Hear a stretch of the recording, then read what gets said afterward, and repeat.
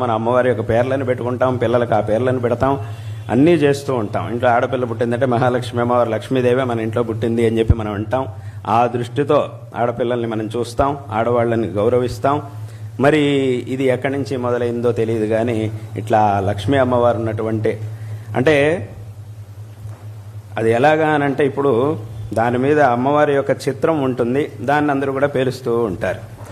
ఇప్పుడు ఇంట్లో దేవుడి గది ఉంది, ఆ దేవుడి గదిలోకి వచ్చి ఎవరైనా ఒక బాంబు పేలుస్తారు మీ దేవుడి గదిలో, దేవుడి మందిరంలో అని అంటే అప్పుడు మనం ఏమంటాం, చిచి అక్కడ పేల్చడం ఏమిటి, ఎవడైనా అట్లా వస్తే అప్పుడు మనం ఏం చేస్తాం, 4 తగిలిచ్చి పంపిస్తాం.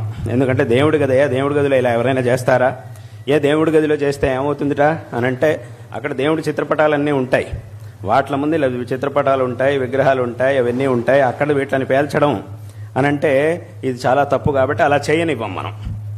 కానీ ఇప్పుడు బయట ఇలా పేల్చినా కూడా దానికి దీనికి పెద్ద తేడా ఏం లేదు. అక్కడైతే చిత్రపటాలు ఉన్న చోటికే తీసుకెళ్లి పేల్చడం అని అవుతుంది, ఇదైతే చిత్రపటం ఉన్నదాన్నే పేల్చడం అని అవుతుంది. అది ఇంట్లో జరుగుతోంది, ఇది బయట జరుగుతుంది, రెండింటికి పెద్ద తేడా ఏం లేదు. కానీ అది మాత్రం దాన్ని మాత్రం ఒప్పుకునేది లేదు, దీన్ని మాత్రం చేస్తూ ఉంటారు. బయటకు వచ్చి దాన్ని పేలుస్తూ ఉంటారు. ఎవరు పేలుస్తారంటే వేరే ఎవరో పేల్చారు, మన వాళ్లే పేలుస్తూ ఉంటారు. ఎవరైతే అమ్మవారిని పూజించే వాళ్ళు ఉన్నారో, ఆ పరంపరకి చెందినటువంటి వాళ్ళు ఉన్నారో వాళ్లే దాన్ని చేస్తూ ఉంటారు, ఇలాంటి పనులు చేస్తూ ఉంటారు. కాబట్టి ఇటువంటి సందర్భంలో అందరూ కూడా తెలుసుకోవాల్సినటువంటి ఒక విషయం, సరే ఇది ఎక్కడి నుంచి ప్రారంభమైంది అనేది మనకు అనవసరం. అది ఎక్కడి నుంచి ప్రారంభమైందో బహుశా ఎవరో ఒకళ్ళు మొదలెట్టి ఉండొచ్చు దీన్ని. అంటే బహుశా నాకు అనిపించింది ఎవరో దాన్ని తయారు చేసి ఉంటారు, మొట్టమొదటి ఒక బాంబును తయారు చేసి ఉంటారు. అది ఏం చేసినా సరిగ్గా పనిచేసి ఉండకపోవచ్చు.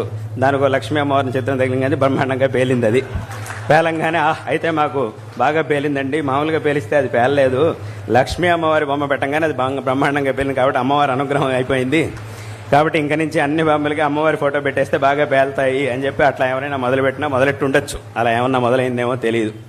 కాబట్టి ఇంకా ఆ పేరుతోనే బాగా కలిసి వచ్చింది మాకు, కాబట్టి ఆ పేరునే పెట్టేసేద్దాం అని చెప్పి ఎవరైనా పెట్టారేమో మరి తెలియదు.